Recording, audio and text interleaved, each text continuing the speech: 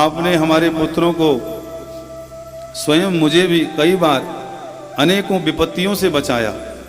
अरे बुआ, मैंने क्या किया? मैंने तो कभी कुछ नहीं किया। आपको मेरे विषय में भ्रम हो रहा है। नहीं नहीं, विषान महाग्नि, जब हमारे पुत्रों को विष पिलाया गया, लाक्षा ग्रह की अग्नि में जला देने का प्रयास किया गया, और द्यूत सभा में प्रपंच करके हमारे पुत्रों को वनवास दे दिया गया। वनवास में भी जब अनेक महान विशाल राक्षसों ने हमारे पुत्रों को भयभीत करने का प्रयास किया, ऐसे प्रत्येक स्थलों पर आपने ही उनका रक्षण किया। मृधे मृधे नेक महारथास्त्रतो, और कुरुक्षेत्र के मैदान में जो मैंने प्रत्यक्ष अपनी आंखों से देखा है, बड़े बड़े महारथी भीष्म पितामह आचार्य द्रोण जैसे, जिनके अमोघ बाणों का कोई तोड़ नहीं है, उनके बाणों से भी आपने ही हमारे पुत्रों का रक्षण किया। नहीं तो क्या उनको जीत पाना संभव था इनके लिए? और अभी अभी द्रोण पुत्र अश्वत्थामा के अमोघ बाण ब्रह्मास्त्र से आपने उत्तरा के गर्भ को रक्षित कर दिया। और आप कहते हैं कि हमने कुछ नहीं किया, हमने जान लिया कि सारा चक्कर तो तुम्हारा ही चल रहा है। हमने अपनी बुद्धि से अपनी श्रेष्ठता मान ली है, लेकिन नचा तो आप ही रही हो, रक्षक तो आप ही हो। इसलिए हे प्रभु, अब अपने आप को हमसे छिपाइए मत, हमें वरदान दीजिए। मांगो बुआ, क्या चाहती हो? भगवान प्रसन्न हो गई। कुंती माता की शुद्ध बुद्धि देख करके देखो, है तो रिश्ते में हमारी बुआ, लेकिन मेरे प्रति कितना शाश्वत भाव इसके अंदर है।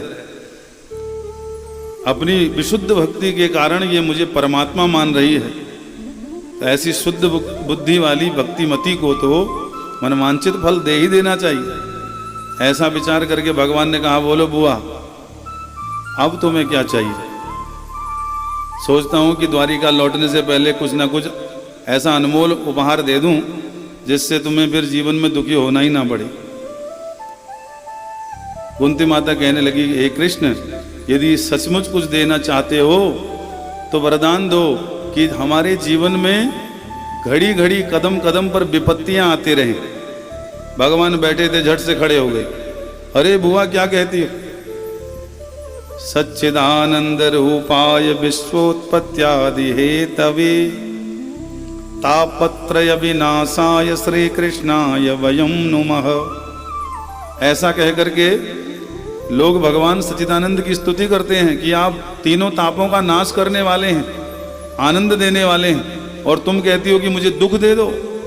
आश्चर्यमिदम अत्यंतम, ये क्या हो गया? तुम्हारी मति बिगड़ तो नहीं गई? सब तो मुझसे सुख मांगते हैं और तुम मुझसे दुख मांग रही हो। आखिर क्यों? ऐसा क्यों मांग रही हो बुआ? मैं तो सुख राशि हूं, सच्चिदानंद स्वरूप हूं। अभी अभी तो तुमने कहा आद्यमीश्वरम प्रगते हे परम, कि तुम प्रगति से परे परम पुरुष हो, फिर मुझसे दुख क्यों मांग रही हो? कुंती माता कहने लगी, हे कृष्ण, मैं जानती हूं जब जीवन में जीव के विपत्ति होती है, उसी समय उसको भगवान की सच्ची याद आती है।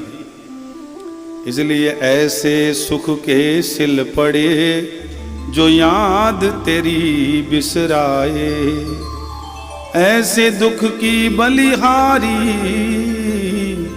जो पल पल नाम रटाए। उस सुख से तो दुख ही अच्छा है। कम से कम दुख की घड़ी में भगवान की सतत याद तो आती है। मन अपने आप अनुरागी होकर के उन्हें पुकारता था। किसी को कहना भी नहीं पड़ता कि भाई भगवान का नाम लो। दुख की ऐसी घड़ी होती है जो व्यक्ति को अपने आप तराश देती है। उस समय भगवान के तरफ छटपटाता हुआ दौड़ता है जीव, भागता है वृत्तियों से, मन से, बुद्धि से। जब सारे रिश्ते नाते, सारी अप्रोच, सारी ताकतें जब क्षीण हो जाती हैं, तब फिर शरणागति मांगता है कि अब तो तुम ही हो रखवारे, दूसरा कोई और नहीं। तो दुख में सुमिरन सब करे, सुख में करे नहीं कोई, जो सुख में सुमिरन करे तो दुख काहे को होए। जब सुख की घड़ी होती है तब भगवान को कोई नहीं याद करता, तब तो सबको लगता है कि हमारी बुद्धि का चमत्कार देखो, हमने कितना कितना व्यवस्थित कर दिया अपने आप को, अपने लिए कितनी व्यवस्थाएं हमने उत्पन्न कर ली। ये हमारी चतुराई है, ये हमारी वाक पटुता है कि हमने ऐसा व्यवहार किया संसार में, हम धनाढ्य हो गए, धनवान हो गए। उसे पता नहीं ये परमात्मा का प्रसाद है। नहीं तो वही बुद्धि जिससे तूने अपने आप को सुरक्षित मान रखा है, वही बुद्धि यदि माया के द्वारा मलिनता के भंवर में फंस गई तो वही तुझे नीचता के निचले पायदान पे ले जाके खड़ी कर देगी। इसलिए बुद्धि को कृष्णमय बनाने के लिए कुंती माता निवेदन कर रही हैं, विपदः सन्तु नः शश्वत तत्र तत्र जगत गुरो, भवतो दर्शनम यतस्याद पुनर्भव दर्शनम। जहां जहां दुख की घड़ी होती है वहां वहां तुम्हारी सच्ची याद आती है। इसलिए ये कौन कह रहा है? हस्तिनापुर की छत्राणी महारानी कह रही है, आर्यव्रत में जिनका राज्य है, जहां से सूर्य उदय होता है, जहां सूर्य अस्त होता है, इतना बड़ा हस्तिनापुर का राज्य है। पूरे जम्बूद्वीप खंड में जिनके नाम का यश गुनगुनाता है, वे छत्राणी ऐसा निवेदन कर रही हैं भगवान से कि हमें सुख नहीं चाहिए। उन्होंने राजमहल के सुख को भी ठोकर मार दी।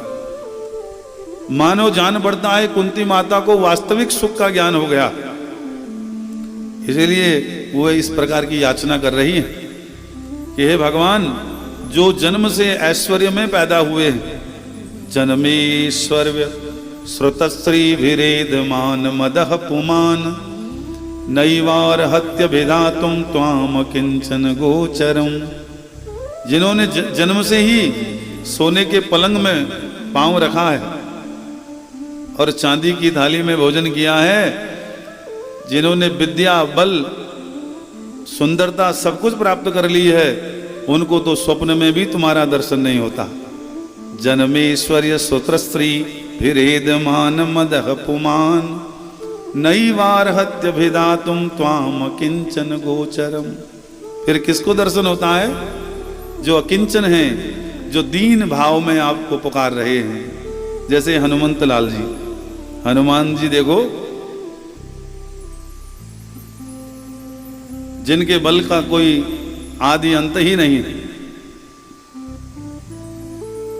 अतुलित बल धामम हेम शैलाभ देहम धनुजवन कृशानुम, ज्ञानिनाम अग्रगण्यम सकल गुण निधानम, वानराणाम धीशम रघुपति प्रिय भक्तम वात जातम नमामि। वे हनुमान जी जो ज्ञान की दृष्टि से भी सबसे श्रेष्ठ हैं, बल में भी श्रेष्ठ हैं, बुद्धि में भी श्रेष्ठ हैं। पवन तनय बल पवन समाना, बुद्धि विवेक विज्ञान निधाना।